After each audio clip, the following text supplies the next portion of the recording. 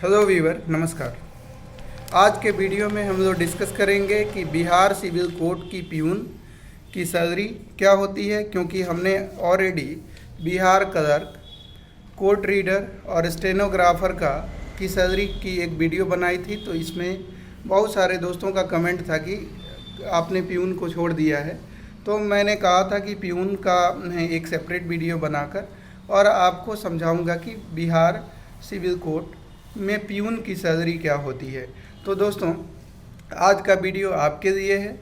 इस वीडियो बनाने का मेन पर्पस है कि आपको थोड़ा मोटिवेशन मिले, आप मोटिवेट हों और फिर अपने लक्ष्य की प्राप्ति के लिए सरपट दौड़ लगाएं। तो दोस्तों, सबसे पहले तो मैं बताना चाहूँगा कि बिहार सिविल कोर्ट की प्यून की बात करें तो इसका ग्रेड पे जो लेवल है वो आपका 1800 ग्रेड पे लेवल इसका है। तो इसका मतलब ये हुआ कि बेसिक पे लेवल 1800 है। ग्रेड पे की बात करें तो 18,000 रुपया से लेकर और 56,600 रुपये तक आपको आपकी सैलरी जानी है। अब प्रश्न उठता है कि क्या आपको 18,000 रुपया ही सैलरी के रूप में इन हैंड मिलेगा? तो बिल्कुल नहीं। इसमें ये आपका ग्रेड पे है।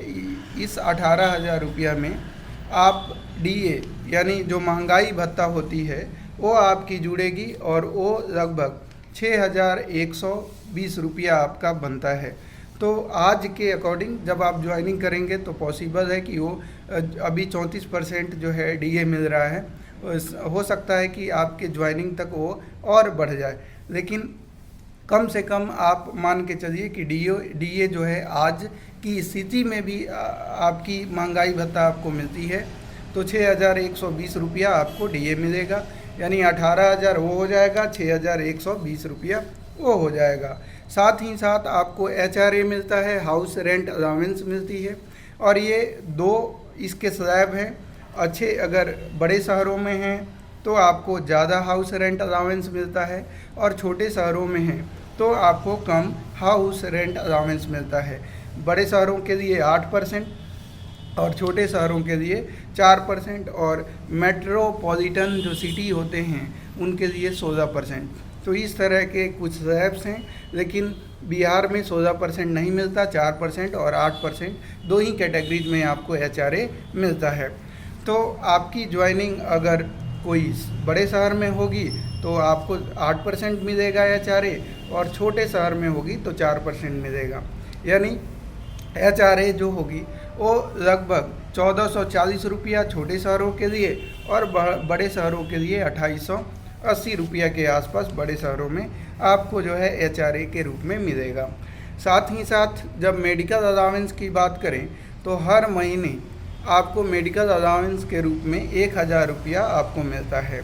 इसके अलावा ट्रैवलिंग अलाउंस भी आपको जो है लगभग 3,000 से 3,500 रुपया तक आपको टीए मिलेगा।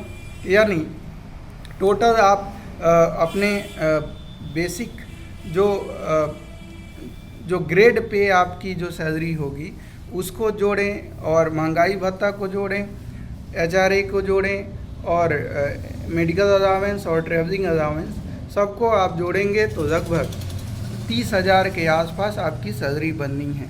अब प्रश्न उठता है कि क्या पूरा 30,000 जो सैलरी है वो आपके अकाउंट में आएगा, आपके हाथ में हर महीने आ जाएगा? तो बिल्कुल नहीं, ऐसा नहीं है।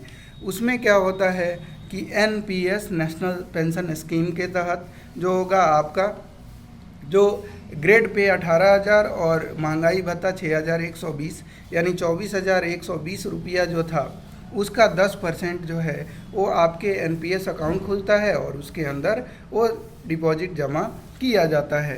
तो यानी जो भी आपका सैलरी होगा उसमें से 2,412 रुपया जो है वो डिडक्ट करके एनपीएस अकाउंट में डाला जाएगा।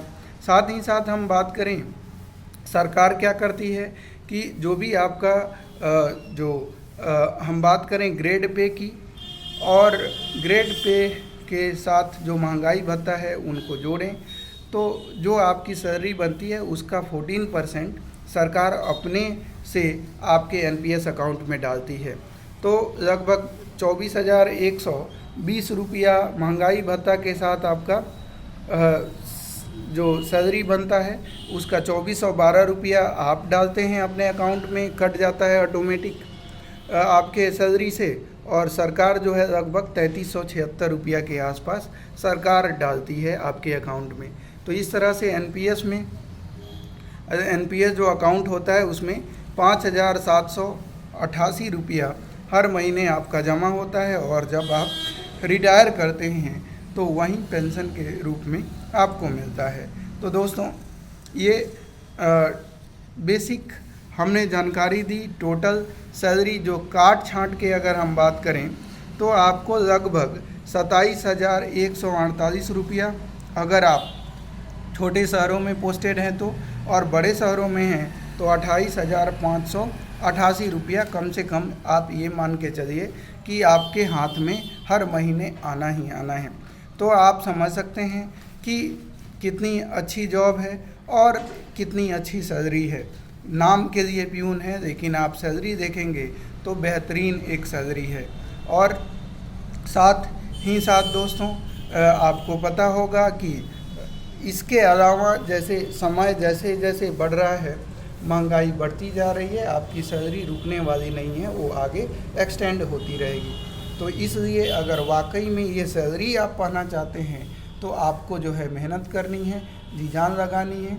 बिहार सिविल कोर्ट को आप सीरियस लेकर तैयार रहिए, कभी भी एग्ज़ाम हो सकता है, इससे रिलेटेड कोई भी इंफॉर्मेशन आती है तो सबसे पहले मैं आपको अपडेट करूँगा।